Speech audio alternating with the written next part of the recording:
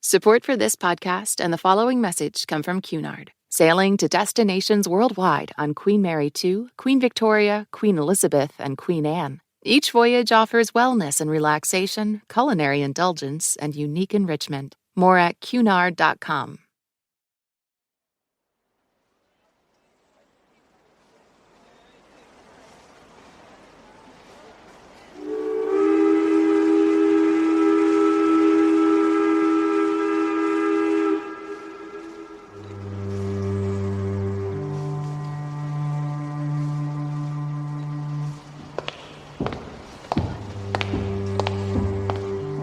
July 2nd, 1881.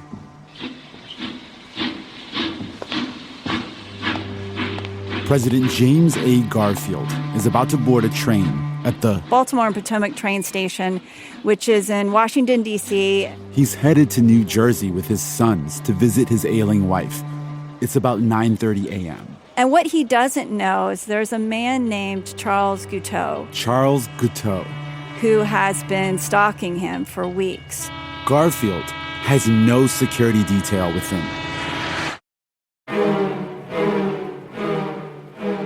Garfield walks into the train station and Guiteau almost immediately steps out of the shadows with a pistol in his hand.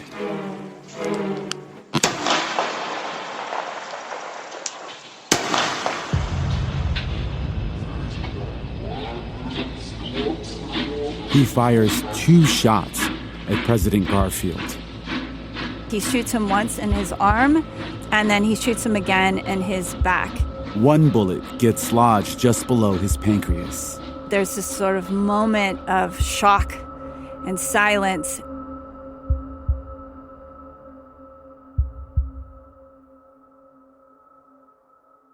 And then just the entire station just erupts and screams.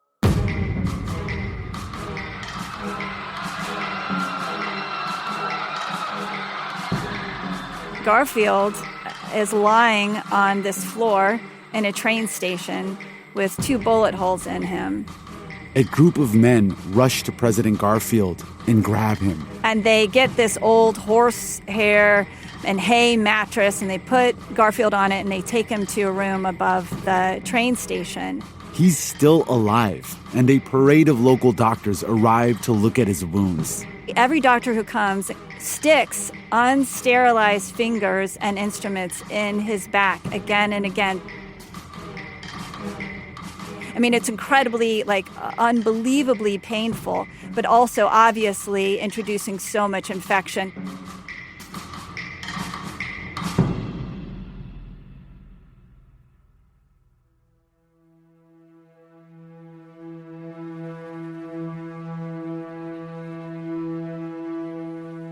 Assassination can no more be guarded against than death by lightning.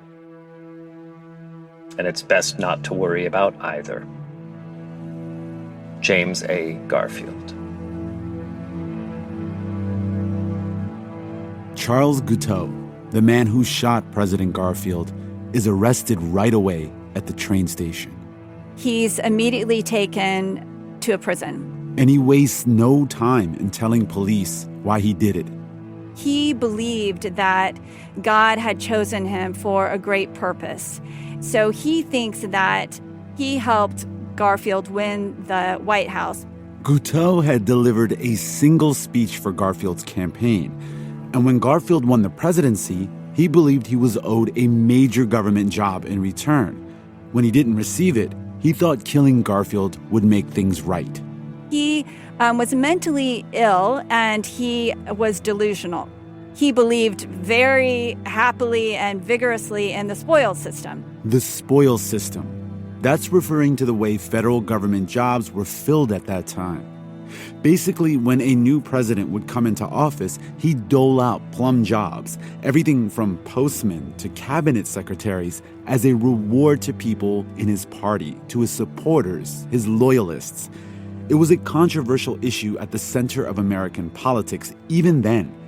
And over the next several months after President Garfield's shooting in 1881, Americans would read the newspapers every day to find out the latest about his condition and the trial of Charles Guiteau.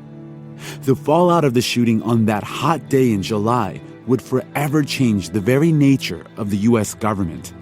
It's a story of redemption and corruption, and how one event can bring the best and worst out of politicians. Ultimately, this is a story about the origins of the modern federal civil service, an institution that's today being fought over again.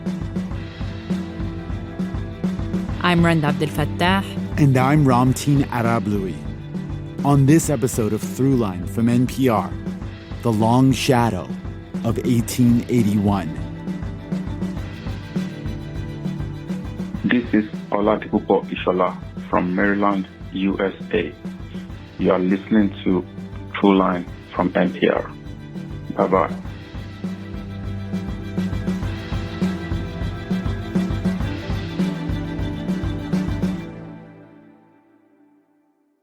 This message comes from Sony Pictures Home Entertainment, presenting Paddington in Peru, the irresistible movie that critics say is a funny, heartwarming adventure for the whole family. Certified fresh and verified hot on Rotten Tomatoes. Watch at home on digital today. Rated PG. This message comes from Mint Mobile. If you're tired of spending hundreds on big wireless bills, bogus fees, and free perks, Mint Mobile might be right for you with plans starting from $15 a month. Shop plans today at mintmobile.com/switch. Upfront payment of $45 for 3-month 5GB plan required. New customer offer for first 3 months only. Then full price plan options available. Taxes and fees extra. See Mint Mobile for details. This message comes from NPR sponsor Disney+. Season 1 of Andor had critics calling it the best Star Wars series yet. Season 2 of the Emmy-nominated series is now streaming on Disney+. Follow Cassian Andor as he embarks on a path from a rebel to a hero. Starring Diego Luna and from creator Tony Gilroy, writer of Michael Clayton and The Bourne Identity. Season 2 of Andor is now streaming only on Disney+. This message comes from Mint Mobile. Mint Mobile took what's wrong with wireless and made it right. They offer premium wireless plans for less, and all plans include high-speed data, unlimited talk and text, and nationwide coverage. See for yourself at mintmobile.com/switch. Part 1. From the Wilds of Ohio.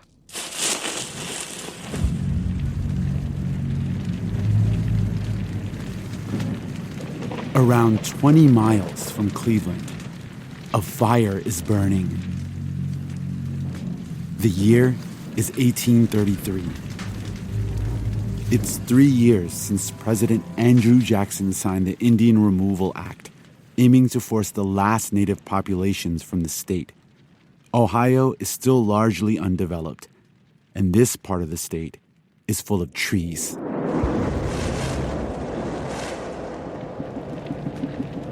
The thickly wooded forest is the perfect tinder for the fire that is racing towards a lone log cabin, the Garfield family's home. The outcome seems inevitable, but Abram Garfield, the father of James Garfield, the country's future president, won't let everything he saved and fought for disappear just like that. All day through the flames and smoke, he and his brothers fight the fire.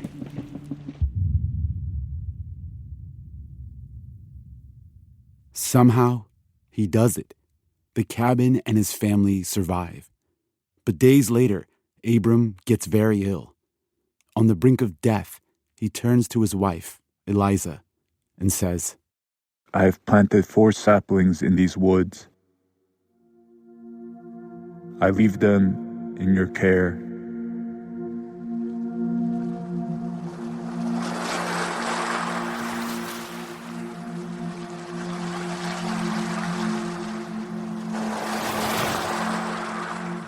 Four saplings, his children. James Garfield was the youngest.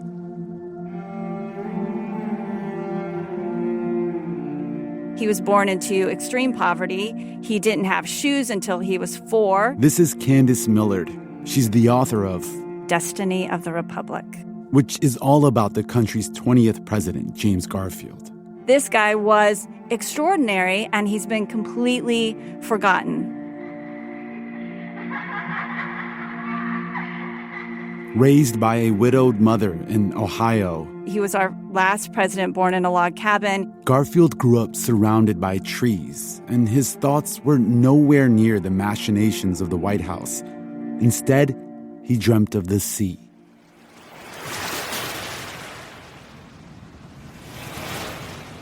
I remember especially the pirate's own book, which became a sort of Bible or general authority with me. A tropical climate is suited to a roving life, and liquor as well as dissolute women being in great abundance to gratify him during his hours of relaxation make this a congenial region for the lawless.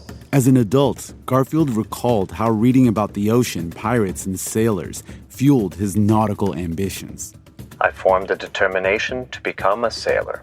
Although Garfield didn't even know how to swim, he set off at the age of 16 against the protests of his mother, who wanted him to get an education. He started working in Lake Erie's canals. I knew almost nothing about the water, except what I had read. The consequence was I fell into the canal just 14 times and had 14 almost miraculous escapes from drowning.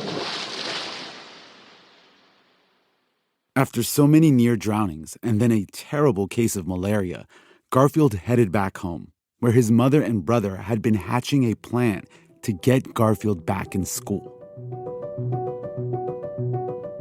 They saved a little bit of money. They put together $17 to be able to send him to college. So he enrolls at a local school, but it's expensive. He finished the term with just 6 cents to his name. To help pay his tuition, he was a carpenter and a janitor. But he's brilliant. And just a few years after graduating, he returns to his local college. They made him a professor of literature, mathematics, and ancient languages. And not long after that, he became the college's president. And, okay, I know at this point you're probably thinking, this sounds a lot like the plotline for Good Will Hunting. But this is real. This is really how it goes down for James Garfield. He wrote an original proof of the Pythagorean theorem, so he was also this amazing mathematician. For him, education was his path out of poverty and into a new life. He was an incredible classicist. He knew Greek, he knew Latin, he knew huge sections of the Aeneid by heart in Latin. He was just off the charts brilliant. But honestly, what was more interesting to me and more important to me about Garfield than his brain was his heart. Garfield grew up in a devout Christian family, and that definitely influenced the way he saw the world. He belonged to the disciples of Christ. That was very informative in his life. I think in their family, they really took seriously the idea of that you try to do the best, not just for yourself and for your family, but for those around you, and for civilization and for history. So when it came to the country's fierce debate over the ongoing system of slavery, Garfield had only one answer. He was a fierce abolitionist. At such hours as this, I feel like throwing the whole current of my life into the work of opposing this great evil. He was this incredibly powerful speaker, not shy, and always happy to stand up for what he believed in. Garfield, who by this point had already become a lawyer and entered state politics, had won a seat in the Ohio Senate. So long must this circle of states be undivided, the bonds of union unbroken. And after the Confederate attack on Fort Sumter in 1861, the war will soon assume the shape of slavery and freedom. The world will understand it, and I believe the final outcome will redound to the good of humanity. Garfield knew war was probably inevitable. He was never not going to fight in a war that at its heart was about abolishing slavery.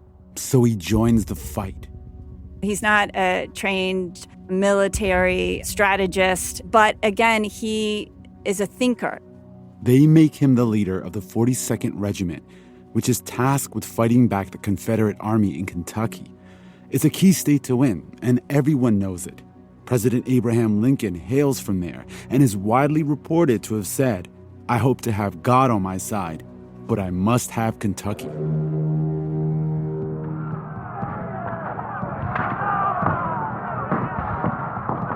It all comes down to one battle, the Battle of Middle Creek. He was completely outnumbered by the Confederates. So Garfield tries something bold. He divided his regiment into three and had them come at them from three different directions. The Confederates felt like they were being swarmed on all sides.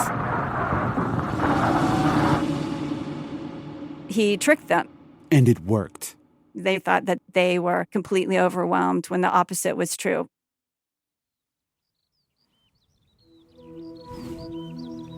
After the fighting ended, Garfield went out and surveyed the aftermath, and he saw a lot of young men spread out on a field, and at first it looks as if they're sleeping. And then, he realizes that they're dead, and the enormity of that, stayed with him for the rest of his life.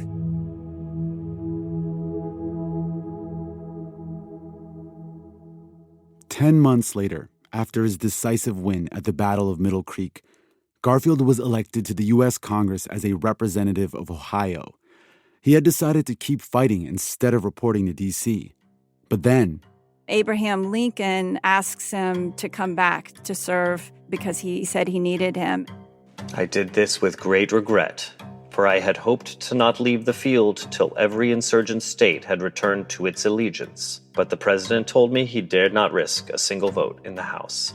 Lincoln knew that he needed men like Garfield to make sure important legislation was passed. And Garfield soon found out that he could achieve more for the Union from his seat in Congress than at the helm of a battle. "What legislation is necessary to secure equal justice to all loyal persons, without regard to color, at the nation's capital?" During the war, he introduced a resolution that allowed black people to walk freely through Washington, D.C. without any sort of pass or documentation, something that had long been required to prove their status as freedmen. Yeah, he was a radical Republican. I mean, he was very much involved in the Freedmen's Bureau, and he has not great things to say about Lincoln. Wow. He was frustrated with him because, Lincoln's trying to keep everything together, but he's angry, and he felt that Lincoln had kind of dragged his feet and taken too long to release the Emancipation Proclamation.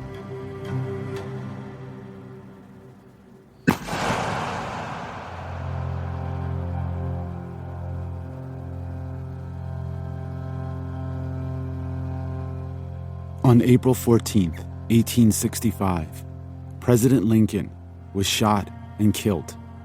I am sick at heart, and it feels to be almost like sacrilege to talk of money or business now.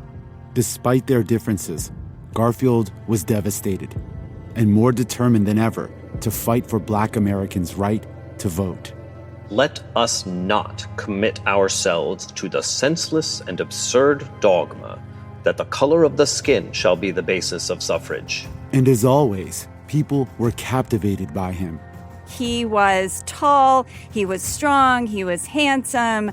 He had this bigger-than-life personality. He was just irresistible. And they listened. Have we given freedom to the black man? What is freedom?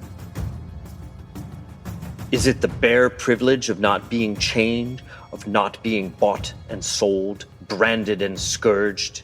If this is all, then freedom is a bitter mockery. Coming up, Garfield's rising star puts him on an unlikely path to the White House, even though it's the last thing he wants.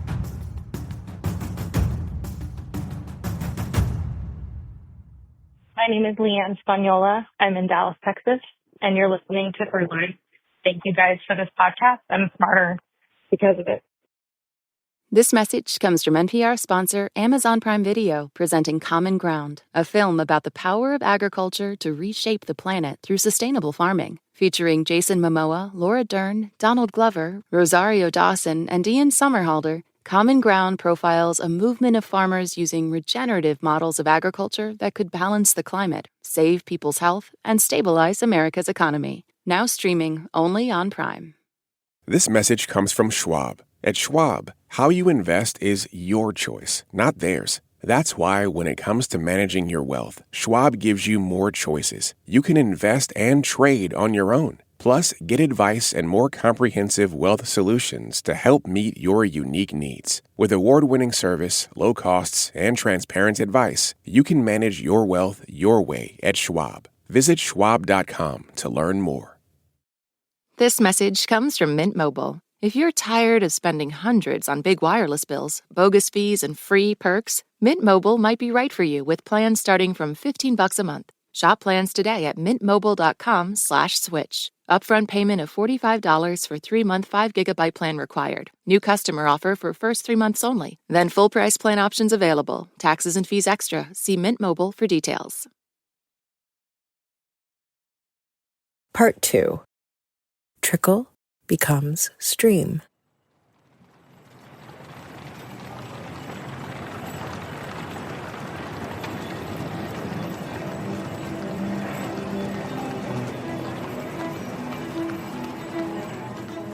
On June 2nd, 1880, the Republican Party, the party of Abraham Lincoln, met in Chicago for its national convention. There were 15,000 people there. They're going to choose the Republican ticket for the 1880 presidential election. Everyone expects that Ulysses S. Grant is going to get this nomination. Ulysses S. Grant was the Union's commanding general during the Civil War, a national hero who served 2 terms as president from 1869 to 1877. He's hoping for a 3rd term. Back then, there were no limits on how many times you could be president. He's obviously still beloved, even though his past administrations have been sort of riddled with corruption. Corruption that partly came from the spoils system.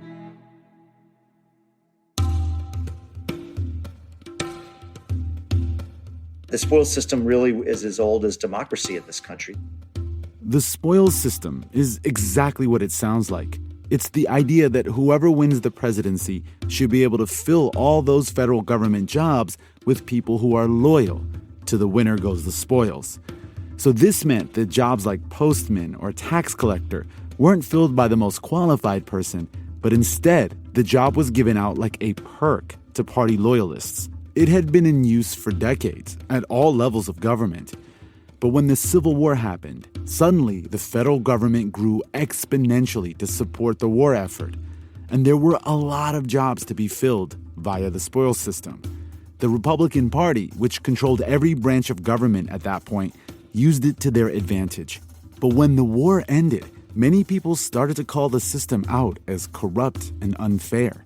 In fact, within the Republican Party, you had this deep divide. There were the stalwarts, who believed that the spoils system was great, and it made a lot of sense, and they needed to protect it to keep it going.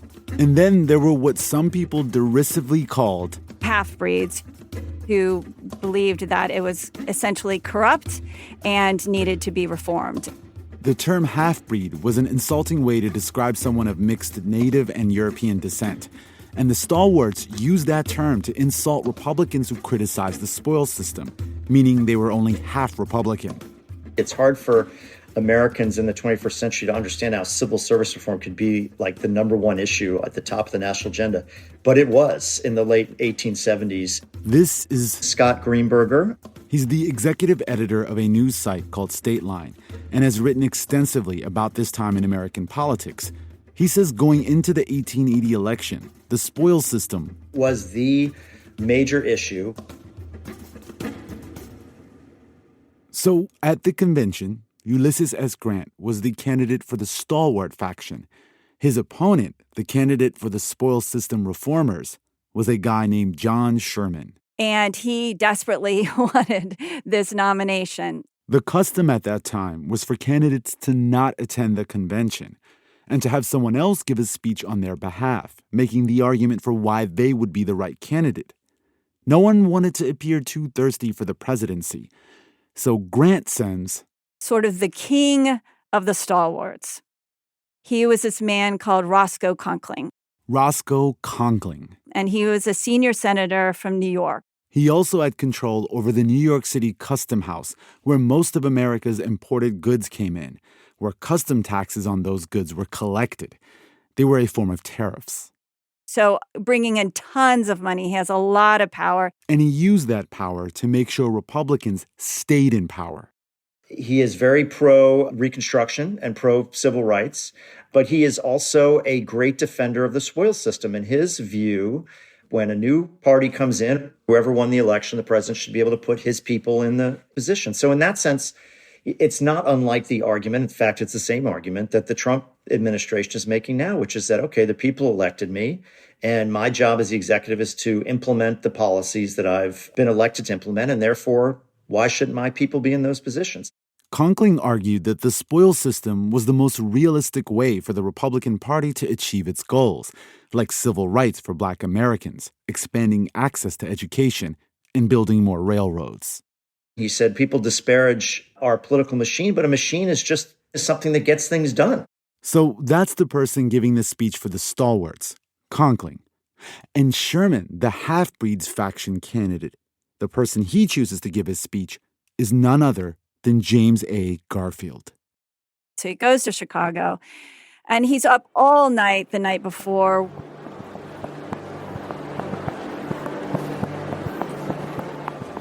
On the fourth day of the convention, Saturday, speeches were given on behalf of each candidate. Roscoe Conkling takes the stage. And it was fantastic. I rise in behalf of the state of New York to propose a nomination with which the country and the Republican Party can grandly win. Just fantastic. Conkling was in his bag, fiery and direct. He presented Grant as a noble war hero. Never defeated in war or in peace, his name is the most illustrious born by any living man. And he's got everybody completely worked up, and they're pounding their fists and they're stomping their feet and they're cheering. He never betrayed a cause or a friend, and the people will never betray or desert him. The crowd is going nuts. They are cheering for Grant. Conkling finishes his speech and the cheering just continues. And in the middle of this, Garfield has to get up and give the nominating address for John Sherman.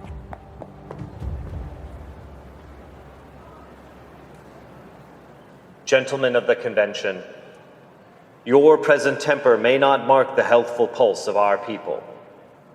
When your enthusiasm has passed, when the emotions of this hour have subsided, we shall find below the storm and passion that calm level of public opinion from which the thoughts of a might people are to be measured, and by which their final actions will be determined. And he's a completely different person from Roscoe Conkling. He's quiet and intellectual and thoughtful, but he's very, very powerful. 25 years ago, this republic was bearing and wearing a triple chain of bondage. Long familiarity with traffic in the bodies and souls of men had paralyzed the consciences of a majority of our people. Garfield praises the great effort it took to erase slavery from the United States. He calls to renew that spirit. At that crisis, the Republican Party was born. Then, after the storms of battle, were heard the calm words of peace spoken by the conquering nation. There were a lot of reporters there, and I've read every single article about this, and they all describe this hall just slowly becoming mesmerized. This is our only revenge, that you join us in lifting into the serene firmament of the Constitution, to shine like stars forever and ever, the immortal principles of truth and justice, that all men, white or black, shall be free and shall stand equal before the law. In the middle of all this, he pauses and he says, "And now, gentlemen of the convention, what do we want?" Someone in the crowd shouts, "We want Garfield!" And everybody just goes crazy.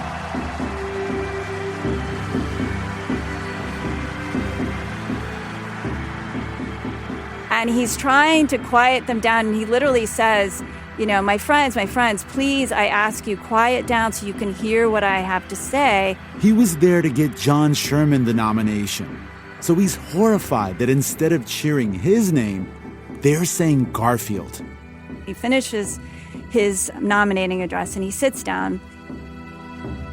And then suddenly, out of nowhere, someone stands up and gives one of their votes to Garfield. And he was like, what? And he stands up and he objects, but they shout him down. When the balloting begins, things proceed normally at first. Then round after round, more and more and more votes start coming from him. Again, he's not a candidate. Garfield does not want to be the nominee. But this trickle becomes a stream, becomes a river, and then just this flood of votes.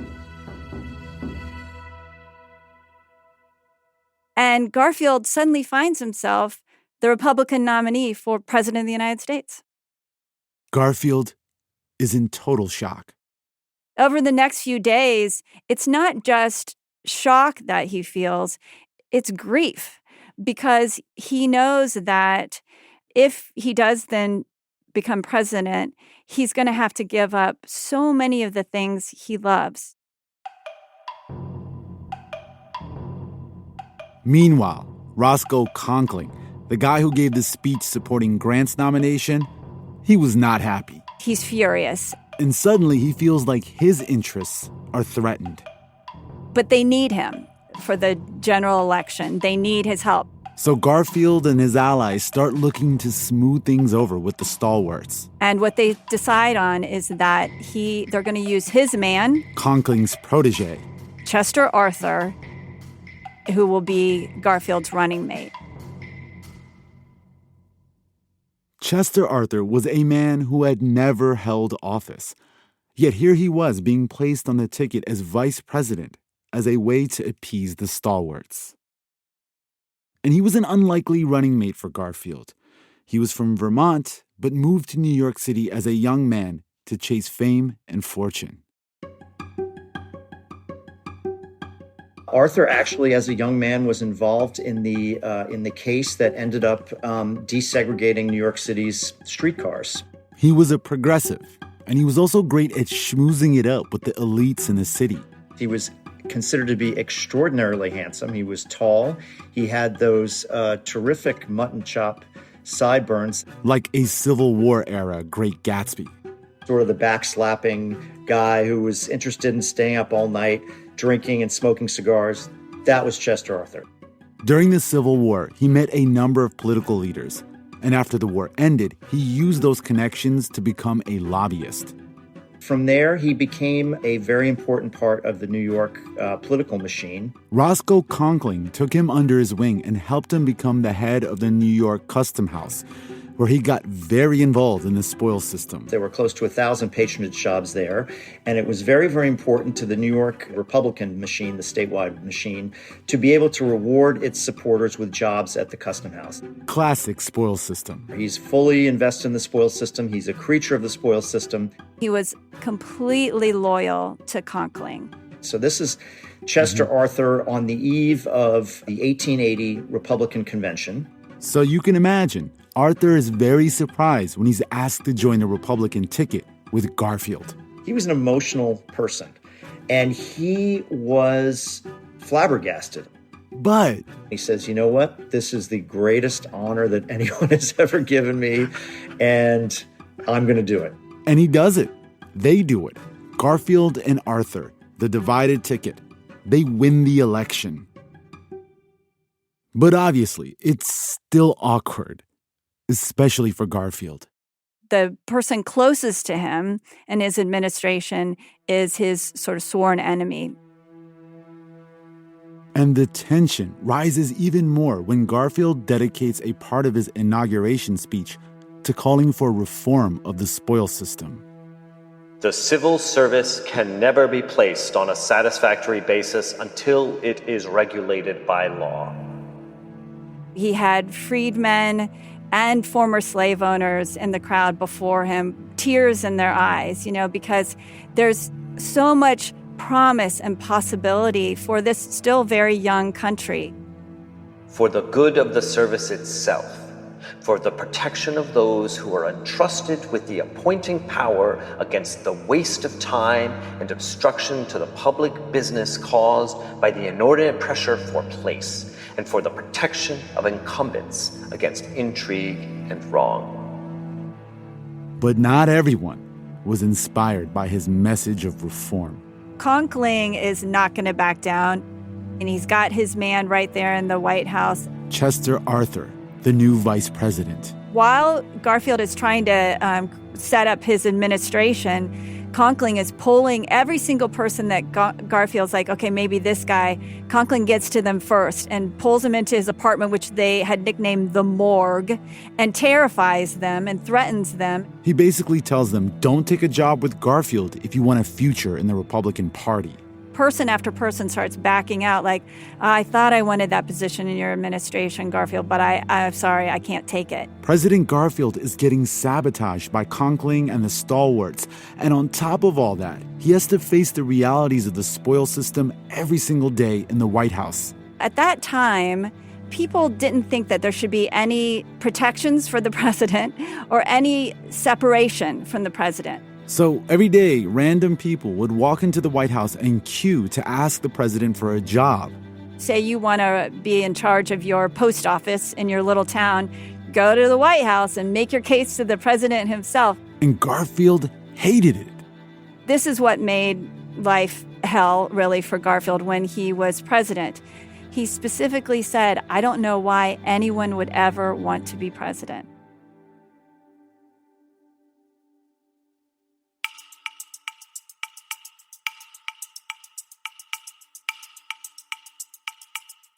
The man who shot President Garfield on July 2nd, 1881, a man named Charles Guiteau, he was one of these office seekers. Guiteau was Garfield's opposite in every way. He had failed at everything he had tried. He once started a newspaper. That failed. He had tried to be a lawyer. At one point, he was a member of a cult, basically a free love commune. They had nicknamed him Charles Get Out. He had campaigned for Garfield in 1880, which he felt entitled him to a big government job as a reward. I should be given the ambassadorship to France. And so, no background, no qualifications, but that's a spoils system, he thinks. So then he starts writing to the White House saying, yes, this is what I've done and this is what I'd like in return. He doesn't get a response. And so Guiteau starts showing up to the White House almost daily to personally ask Garfield for a job. At one point, he even walks into the president's office with Garfield there. He doesn't get the job offer he wanted, so he's furious and getting desperate. He doesn't have any money. He's moving from boarding house to boarding house. He's becoming hungrier and more delusional. He thinks God wants him to kill the president, to make Chester Arthur president, so to get the stalwarts in office. He buys a pistol, and for weeks, he stalks President Garfield, looking for the right moment to strike. He reads that Garfield's going to be in the train station on July 2nd, and so he goes there and he's waiting for him when Garfield arrives.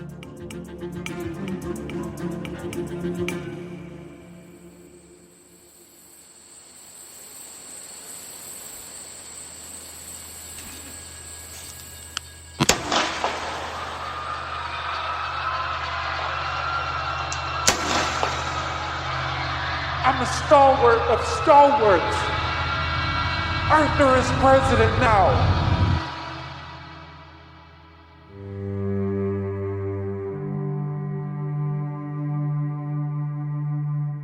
These are the words Charles Guiteau screamed after shooting Garfield.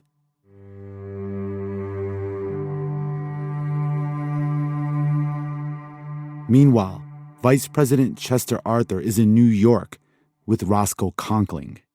Someone tells them what has happened, that Garfield has been shot.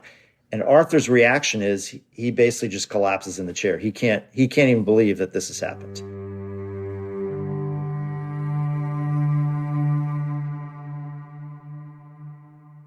Not only is he shocked and upset that the President of the United States has been shot, he is fearful that people are talking about him as a suspect, that he and Conkling might be involved in this somehow. Conkling has a different reaction. He's like, great, this is our opportunity. Garfield will die. You'll become president and I can run things again. But Chester Arthur has the opposite reaction. He's grief-stricken. And the American people are furious. They think that Conkling and Chester Arthur were behind it, which they weren't, but they think that. And they think that Chester Arthur's just waiting in the wings. But strangely, the opposite is happening.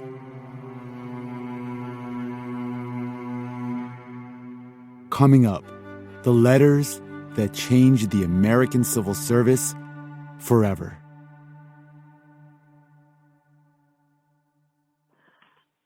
Hi, I'm Aline Racy, calling from San Jose, California, and you're listening to Throughline. This message comes from REI Co-op. REI believes there are places within yourself you find only outside, where you can defy your fears, find your grit, and say, I did that. REI has the gear, clothing, classes, and advice to help get you there. Visit your local REI Co-op or rei.com. This message comes from Wise, the app for doing things in other currencies. With Wise, you can send, spend, or receive money across borders, all at a fair exchange rate. No markups or hidden fees. Join millions of customers and visit wise.com. T's and C's apply. Part 3. Metamorphosis. To the Honorable Chester A. Arthur. The people are bowed in grief, but do you realize it? Not so much because he is dying, as because you are his successor. As President Garfield lies in the White House, an infection spreading through his body, Vice President Chester Arthur starts getting a series of letters. From this mysterious woman in New York. A 31-year-old single woman. She was just this invalid, shut in.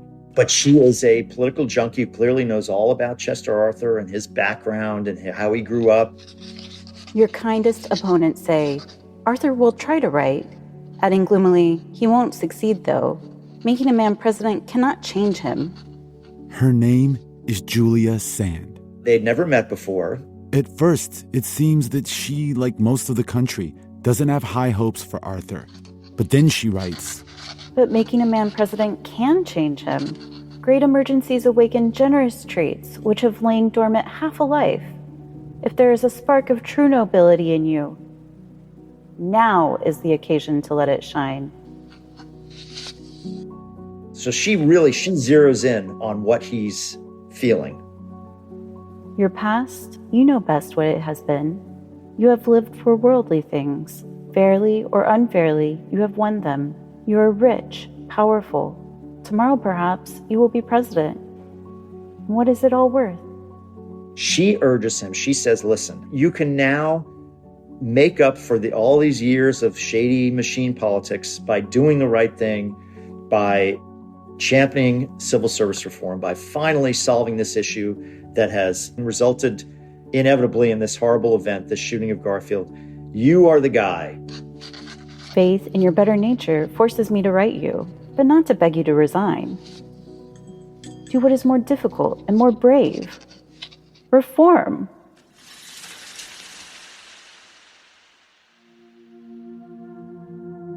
Meanwhile, Garfield's condition is getting worse. Doctor after doctor visits him. Even Alexander Graham Bell brings his prototype for a metal detector to help doctors find where the bullets were lodged. This goes on for months. It's the front page of the newspapers every day. It was just horrific. By August, it becomes clear to Garfield and his doctors that he's probably not going to recover. Garfield demands to be taken out of the White House. He wants to go to the sea. So they get a train and they got the inside of one of the train cars and they totally change it out.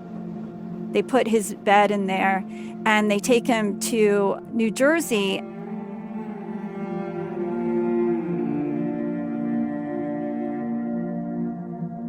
one of the most touching scenes is when they get to the house that's on a hill, and the train tracks don't go up the hill, they stop. And all these people who are there waiting, they themselves lift this train car and pull it up the last few feet to the door of this house to try to save him some more misery. He spends the next several days there by the beach with his wife and family, staring out at the ocean. And that's where he dies. He died in September 19th.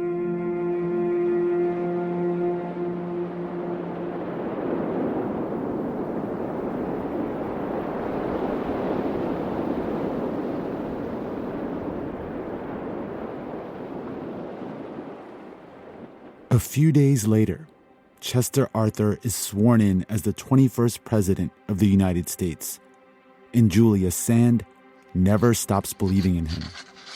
She kept sending him letters. Nothing can be more beautiful than the manner in which you have borne yourself through this long, hard ordeal. Less than a year after becoming president, Arthur visited Julia Sand at her home. He just showed up on her doorstep in Manhattan one day. He came and said, you know what? You don't fully understand how hard it is to be in my position. You know, you criticize me for some things. You expect me to be an angel, and it's impossible to be an angel in this job. But I really do appreciate these letters, and they've meant a lot to me. She believed in him, and I think it was that belief, that helped him find the strength to try to do the right thing at last. Not long after he became president, Chester Arthur turned his back on his old mentor, Roscoe Conkling. For the vice presidency, I'm indebted to you and my, role in the party. But for the presidency, I'm indebted to Almighty God. I'm in charge of the country, and I need to serve all the American people and not just the political machine. So the first surprising thing that Arthur did was in his first annual message, which is what we now call the State of the Union. Chester Arthur does what nobody thought he would do. He surprised everyone by endorsing civil service reform. Congress should deem it advisable at the present session to establish competitive tests for admission to the service. No doubts, such as have been suggested, shall deter me from giving the measure my earnest support. Chester Arthur, the stalwart of stalwarts, says, we need to do something about this. It's a total 180 that tips the scales in favor of civil service reform. And there's already an Ohio senator who's been working on the issue. George Pendleton. George Pendleton was a prominent Democrat, and at that time, many Democrats were openly sympathetic to the former Confederacy. Pendleton did believe that Africans were inferior to white Americans. This is Tom Mack. He's a history professor at Cedarville University and the author of Gentleman George Hunt Pendleton, Party Politics and Ideological Identity in 19th Century America. He believed that slavery was a state issue. Pendleton was not a progressive like Garfield or Arthur, but he did agree with them on one thing. He is concerned about the spoils system. Now, the system's become elitist once again, and the only way to fix that is to reform civil service. And in order to do something about it, he has to go beyond his own party for support. Much of his party opposed him in the civil service reform. There is no question that most of his support comes from across the aisle. From Republicans. He puts together a civil service reform bill that would come to be called the Pendleton Act. It did things like set up a test for all federal government job seekers. You had to pass the exam in order to be able to be considered for a government job. This is the concept of civil service by merit. If you're going to be working in the accounting office or the Treasury Department, you can actually keep a ledger. At this time, it was a revolutionary idea. You get the government job because of your ability, not just party loyalty. The spoils system was so entrenched in American politics, it was going to be hard to pass this bill. But President Garfield's death galvanized a movement for reform that couldn't be stopped. Finally gets past both houses of Congress in 1883. And shortly after, on January 16, 1883, a little over a year after Garfield's death, President Chester Arthur signed the Pendleton Act into law.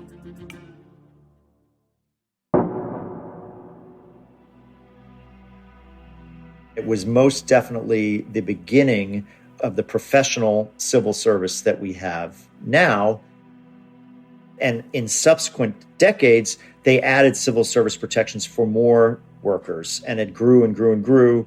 At first, the Pendleton Act only covered about 10% of federal jobs, a few thousand federal workers. But as time went on, it expanded to eventually cover the vast majority of the federal workforce, which now measures in the millions. These people who are professional civil servants, many of whom have been there for decades through administrations, Democratic and Republican, they serve the American people. They're not serving whoever happens to be in the White House. And they have expertise. And yes, they're supposed to be implementing the laws faithfully, but their jobs are not to advance the agenda of any party or particular president. Less than a year after he shot President Garfield, Charles Guiteau was executed. His madness had driven the country into mourning and inadvertently sparked a chain of events that would alter the future of the federal government of the United States. It doesn't always take a big event to change the course of history, right? It can be something as small as one man's madness, one woman's faith, one man's sort of personal ambition, and one man's death, to completely change the course of history.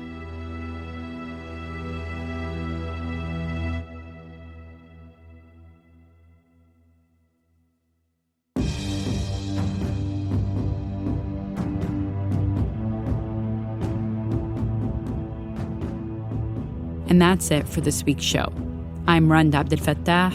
I'm Ramtin Arablouei, and you've been listening to Throughline from NPR.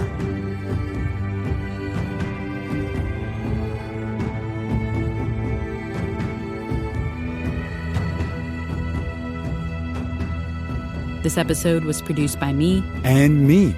And Lawrence Wu. Julie Kane. Anya Steinberg.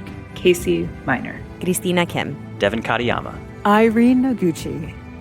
Voiceover work for this episode was done by Micah Baskir, Ashley Strachey, Emmanuel Martinez, and Ari Steinberg. Thank you to Johannes Durgi, Edith Chapin, Luis Clemens, Tony Cavan, and Colin Campbell. This episode was mixed by Maggie Luthar. Music for this episode was composed by Ramtin and his band Drop Electric, which includes Naveed Marvi, Sho Fujiwara, Anya Mizani. Fact-checking for this episode was done by Andrea Lopez Cruzado. And before we go, we have to shout out the book by Scott Greenberger, one of our guests on this show, called The Unexpected President, The Life and Times of Chester A. Arthur. And finally, if you have an idea or like something you heard on this show, please write us at throughline@npr.org. And make sure you follow us on Apple, Spotify, or the NPR app. That way, you'll never miss an episode. Thanks for listening.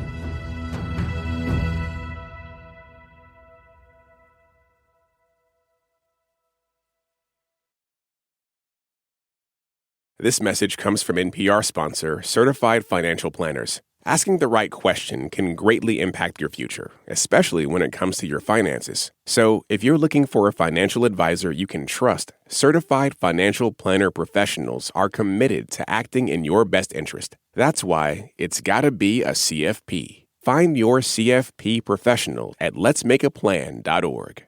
This message comes from NPR sponsor Rosetta Stone, an expert in language learning for 30 years. Right now, NPR listeners can get Rosetta Stone's lifetime membership to 25 different languages for 50% off. Learn more at rosettastone.com/NPR.